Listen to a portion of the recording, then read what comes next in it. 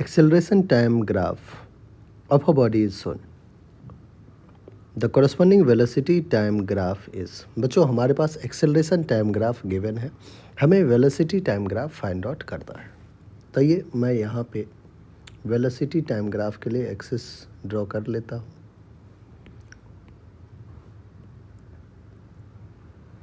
देखिए अगर सबसे पहले यहाँ से यहाँ तक देखिए बच्चों, तो एक्सेलरेशन क्या है? कांस्टेंट एक्सेलरेशन है और पॉजिटिव भी है. तो आप क्या करोगे? कांस्टेंट एक्सेलरेशन का एक ग्राफ बनाओगे विद पॉजिटिव स्लोप. या आप क्या बना रहे हो बच्चों? Velocity time graph. क्या बना रहे हो? Velocity time graph. Velocity time graph पे अगर पॉजिटिव कांस्टेंट एक्सेलरेशन आपको बनाना है तो आप क्या एक ऐसे स्ट्रेट लाइन खींच दोगे. अब यहाँ पे देखिए वीटी ग्राफ का स्लोप ही एक्सेलरेशन होता है, तो आप कहोगे इस ग्राफ को देख के कि सर स्लोप कांस्टेंट है तो एक्सेलरेशन कांस्टेंट होगा, स्लोप पॉजिटिव है तो एक्सेलरेशन पॉजिटिव होगा. दोनों चीज़ फुलफिल किया है. नेक्स्ट अगर अपन देखें तो यहाँ पे पार्टिकल फिर एक्सेलरेशन जीरो कर लिया है.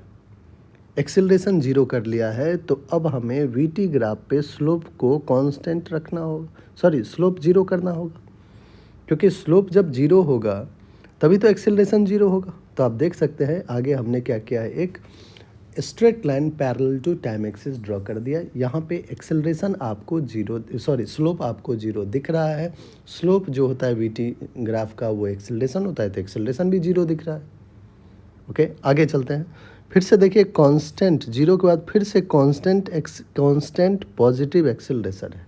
कांस्टेंट पॉजिटिव एक्सेलरेशन जस्ट अभी बच्चों ड्रॉ किए थे कि कांस्टेंट भी हो पॉजिटिव भी हो, तो क्यों ना एक स्ट्रेट लाइन ऐसे ड्रॉ कर दे अपन. ठीक है, देखिए कांस्टेंट स्लोप भी है तो एक्सेलरेशन कांस्टेंट है, और पॉजिटिव स्लोप है इसका मतलब एक्सेलरेशन पॉजिटिव है. तो ये आपका वेलोसिटी टाइम ग्राफ होगा बच्चों. अब आइए ऑप्शन 1 को देखें तो यहाँ पे देखिए ये तो गलत हो गया. ये स्टेप सही था, ये स्टेप सही था, ये थर्ड स्टेप गलत कर दिया इसने. ये तो निगेटिव में लेके जा रहा है. स्लोप निगेटिव होगा तो एक्सेलरेशन निगेटिव होगा, वहाँ एक्सेलरेशन पॉजिटिव है, तो रॉन्ग हो गया. नेक्स्ट सेकंड तो बिल्कुल रॉन्ग ही है.